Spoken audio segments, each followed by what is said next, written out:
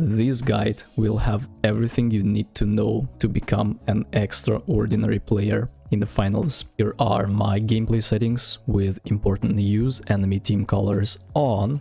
Crosshair settings, you can pause the video and copy if you like my crosshair. My controller settings, mouse and keyboards. When we talk about sensitivity, I usually play anywhere from 30 to 45 on 800 DPI. It allows me to control my recoil while still being able to turn around. Mouse focal length sensitivity scaling is on for me, as it allows my ADS sensitivity to be lower than my hipfire sensitivity, so I can be a little bit more accurate while spraying. Jump is bound on mouse wheel down as well for continuous bunny hops. Subtitles off, motion blur disabled, colorblind mode default. Turn off the music volume in order to hear stuff in game. I play on full screen 1440 by 1080. You can check out my graphics guide in order to see how to get stretched resolution on AMD and Nvidia for better FPS and bigger player models. I play on AMD FSR2 performance mode, field of view 100, but I actually tried 90 and kinda liked it, so if you have FPS struggles, go for 90. Everything is static and very low. The finals is a team-oriented game, and it is crucial to find a stack in Discord to achieve the best possible results. While you can grind your way to the top as a solo player, playing in a team is still a far superior option. In order to help you with this, I will provide a link to a competitive Discord server with thousands of individually verified players who have achieved success in other FPS titles. This server serves as a hub for like-minded individuals who are passionate about the game and dedicated to grinding ranked, playing scrims and tournaments. It is an excellent opportunity for you to find people who are on your level or slightly above, creating the perfect environment for you to grow and improve as a player. I personally started playing the finals with complete randoms. However, as I got better at the game and improved my mechanical skill, I had the opportunity to play with professional players from various FPS titles that I have also enjoyed playing in the past, but never would be able to play with them in these titles because of a massive skill gap. It's important to remember that while you might not be on their level yet, with practice, dedication and commitment, you can get good enough to naturally attract better teammates. There are always extraordinary players that are looking for a team or a player. You just don't deserve to play with them. Take your time to practice, improve your mechanical part of the game and understanding, and within a few months you will witness the positive impact it has on your gameplay and the caliber of teammates you'll be able to play with. When selecting the composition and an optimal build for your team, it is crucial to fundamentally understand the roles of different classes in the finals.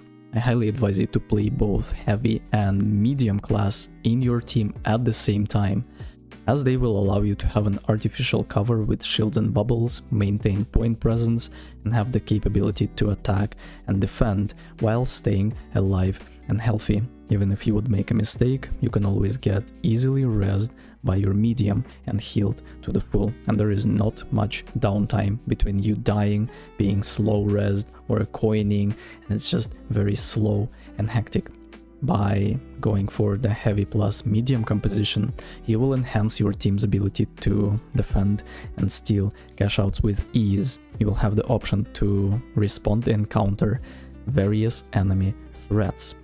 As for the third player, your third player is free to play whatever he wants, whatever he is the most comfortable with. In my personal opinion, a double medium heavy composition is going to be the easiest yet most effective strategy to win as many games right now.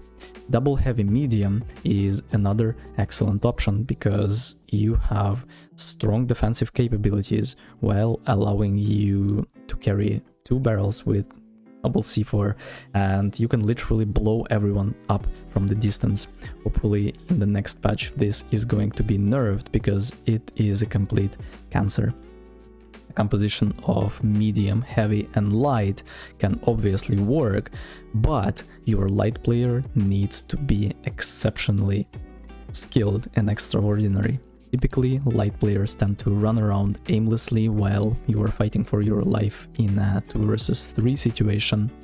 They engage at the wrong time and fail to set up glitch grenades to assist you against heavy players with shields, bubbles, and RPGs.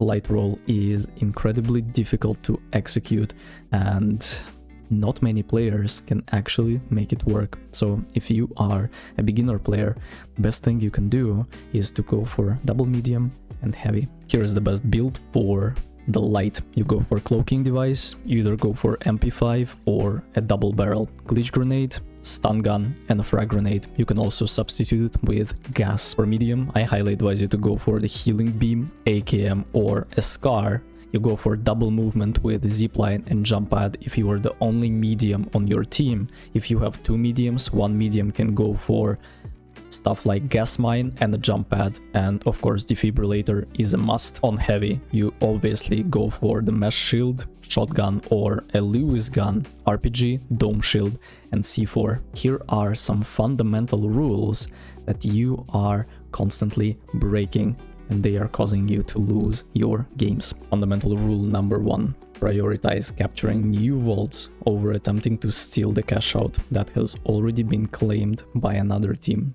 By focusing on capturing new vaults, you can avoid the challenges of trying to steal from others, which can be difficult because of how unpredictable the enemy position can be, as well as the fact that enemies always have advantage when it comes to pre-placing utilities. They can go for gas mines, explosive mines, grenades, and C4s, as well as RPGs and double C4 barrels. It's a lot easier to use them defensively while you are protecting the cash out in comparison with you approaching and trying to steal it. Fundamental principle number 2, prioritize securing a good position over attempting an early cash out steal. While it might be tempting to go for a quick cash out steal, remember that patience is the key. You have all the time in the world to get the initiative. Instead, focus on engaging at the right moment to ensure the higher chances of success. One effective strategy is to get the height advantage. In order to get free kills on clueless players that are mindlessly fighting below, bait out bubbles, shields, defibs, heals, gas mines, grenades, and other utility things that would help them survive, and then strike at the time when they never expect it. Drop down with your heavy bubble, make sure that you completely devour weakened opponents after that.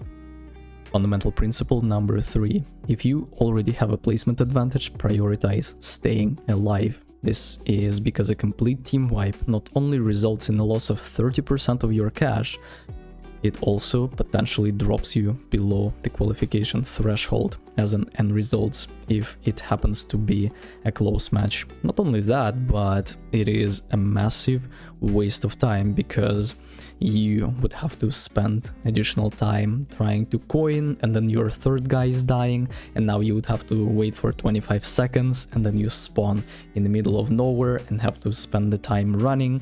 Instead, try to stay alive. It's especially important for medium players as they can always go for the defibrillator chain where you defib one medium, medium defibs heavy, and in a span of next 3 seconds you are ready to strike again. And the last principle for today, if you already have a placement advantage, get comfortable with being AFK in the last minute or 2 of the match. While one player can sit in a corner and scroll TikTok to prevent complete wipeout, 2 other players can work together and help the weakest team in the lobby to advance in the next round, so you have an easier time the next game. Deny the last second cash outs to avoid waiting for 1 more minute and prevent the enemies from having the opportunity to make a comeback. If you have the option to tap the last vault and you are winning, you can actually take it to the edge of the map, get an advantageous position, get on a high ground, and destroy everyone who would want to steal it from you. That was it for today's guide. Let me know in the comment section if you have any questions. See you in the next one. Take care.